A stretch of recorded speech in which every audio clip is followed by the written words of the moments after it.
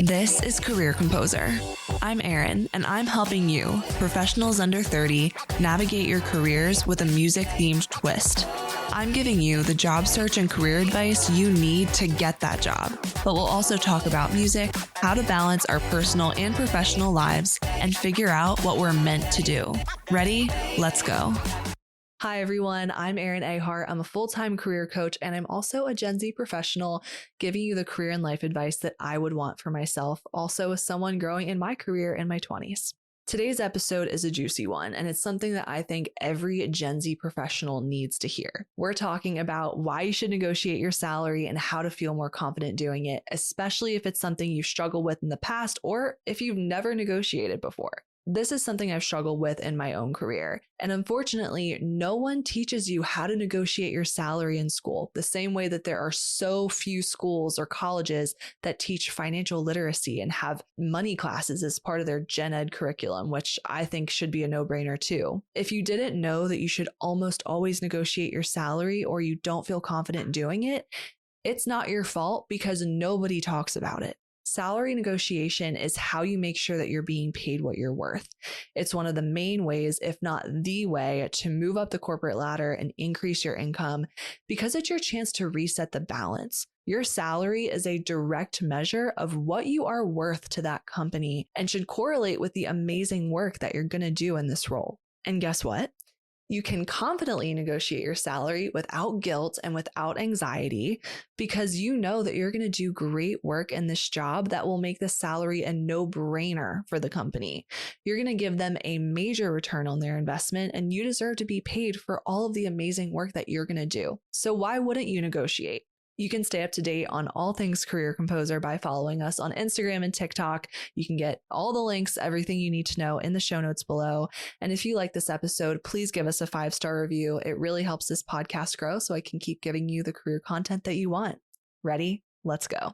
One of the questions I get most next to how should I negotiate my salary is how do I know if I should negotiate and when should I negotiate? I want you to know that whenever you're offered a job, unless they explicitly say this salary is not negotiable, the employer is expecting you to negotiate. Salary negotiation is truly the norm and it's what people do. And I'm telling you this as a career coach. I almost said career composer. I'm telling you this as a career coach because I know that so many people don't know that this is normal. This is what people do.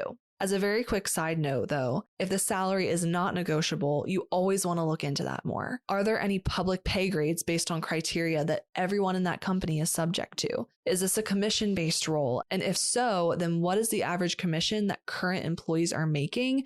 And what can you do to be a high performer so you have more control over your take-home pay? These are all things that you should be looking into. If a company is saying that the salary is not negotiable, you can always thank them for the offer, share your excitement, and you can also ask, can you share more about how pay is determined at your company? Back to the question at hand, should you negotiate your salary? The answer is absolutely 1000% yes. Another way to think of it is when you're negotiating your salary, you're resetting the balance. When you stay at a company for a longer period of time, you'll typically find yourself doing a job that's a little bit different from the job description that you were hired to do. You might not have been compensated or promoted for additional work that you've taken on or the experience you've gained while working in that role. Again, your salary is a direct measure of what you're worth to that company, and it should correlate with the amazing work that you're going to do. There is no need at all to feel guilty or anxious about negotiating because you're going to do great work in that role and you should be rewarded for that. Okay, I know I'm sounding like a broken record. Part of the reason why no one talks about this is because companies aren't going to openly encourage negotiation and whisper in your ear and say, hey, Erin, it's time to negotiate now, and give you a little tap on your shoulder like this would be the right time. They're not going to do that because it costs them more money. This is a business transaction and they're hiring you to make a profit off of the services that you provide. So of course, they're going to offer you a little bit less than what you deserve because they're certainly not going to overpay you. They still expect you to negotiate. Salary negotiation is all part of the hiring process, and it is your responsibility to yourself to make sure that you go into this company ensuring that you're paid fairly for your skills, experience, and impact. I know now that as Gen Zers, we are more open to sharing our salaries and what we make with each other at work than people in other generations.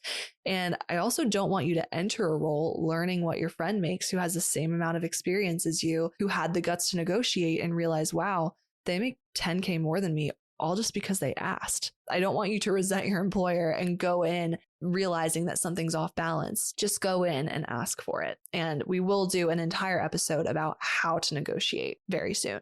Okay, so I feel like I did a really good job of drilling that into your head. Yes, you should negotiate your salary. Next, I want to talk about a couple of questions and scenarios where students and clients of mine say, but Erin, what about this? What about that? So let's debunk some myths. What if you don't have a competing offer? So I turned to Reddit, as one does, to see what other people are saying and why they choose to negotiate or why they might have chosen not to. Some of the top comments I saw were, no, I didn't negotiate because I didn't have a competing offer and I didn't want to lose the opportunity.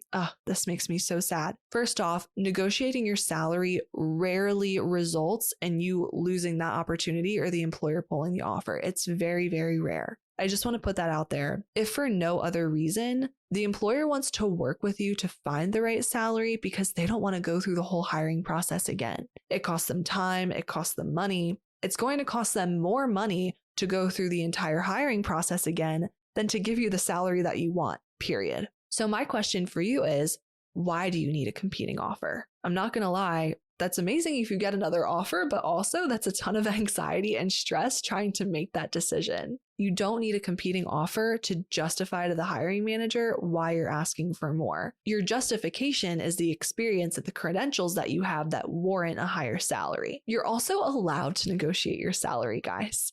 Having a competing offer doesn't suddenly give you some kind of fancy special permission to go in and negotiate. You just get to negotiate, period. To address the anxiety of, well, I don't want to lose the opportunity, so I'm just not going to negotiate then. Like I said, negotiating your salary rarely results in an employer pulling the offer, but if you're really worried about this, the things that might make them happen are just a couple of things. The first is if you come across as uninterested or ungrateful or not excited about the offer, and you go about the negotiation in the wrong way. So maybe you ask for way too much money that's not even in the posted range that they gave you, and that can kind of make you seem uninterested. Asking for an outlandish amount of money, yeah, that could rub the employer the wrong way and make you come across as uninterested or ungrateful. But it's highly likely that they're just going to counter and say, either this is our number or we can come up to this, but that's our best and final.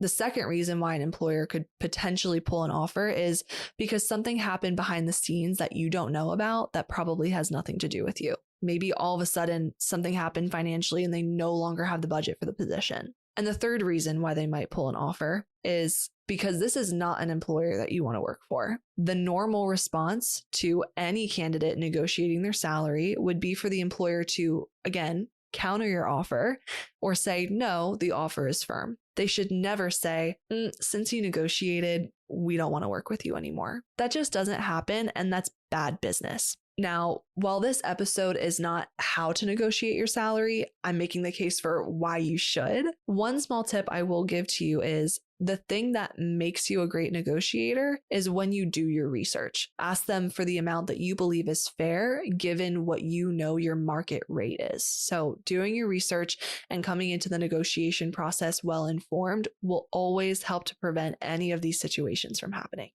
Okay, I'll leave that there for now. We'll save the rest for when I do a full episode on how to negotiate. The other question I often get related to salary negotiation is around what I call the helping professions pay trap or pay gap. In education, nonprofit work, really in any helping profession, there's this mindset that because you're doing something meaningful and if you're helping people, you should just accept a lower salary. It's like there's this unspoken agreement that because you're a kind person and chose a selfless vocation, that you should just accept less for yourself. Like it's somehow noble to accept lower pay. There's a sense that you don't need a high salary because you're fueled by doing good for others, so you would be selfish to negotiate. But why? That's ridiculous, first of all. But also, why? Why can't you help people, love what you do, and get paid what you deserve for it? Why do you have to hate your job to make a high salary? You're allowed to want both.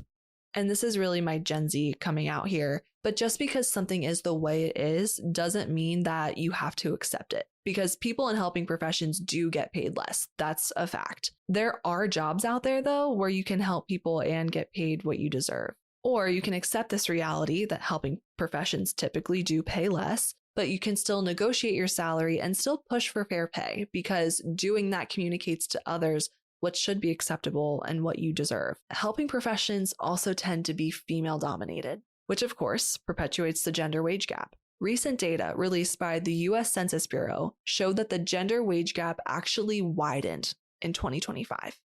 Widened after all of the work that we've done to move the needle forward.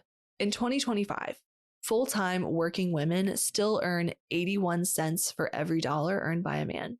But when looking at all workers, which includes part-time and seasonal work, women only make 76 cents to every dollar earned by a man. The median earnings of men who worked full-time year-round actually increased by 3.7% in 2024 compared to 2023, while median earnings of women who worked full-time year-round did not change. The salaries of male workers are increasing, while for women, our salaries are staying the same. $57,000 is the average pay for full-time working women compared to $71,000 for men. I've linked the article in the show notes below, and I'm sure I'll make a post about this on social media sometime this week, but also leave a comment if you want a full episode on this. I'll probably record one anyway, but definitely let me know, because it's something that I'm passionate about, and I want to know if you all are passionate about this too. That's the helping professionals scenario. So people will come to me and ask, I already know I'm going to be paid not that much. So should I still negotiate? The answer is still yes. And they might come back and they might say, this is all we have in our budget. This offer is firm, and that's okay. And then you can take that offer. Again, extremely rare that they're going to pull an offer.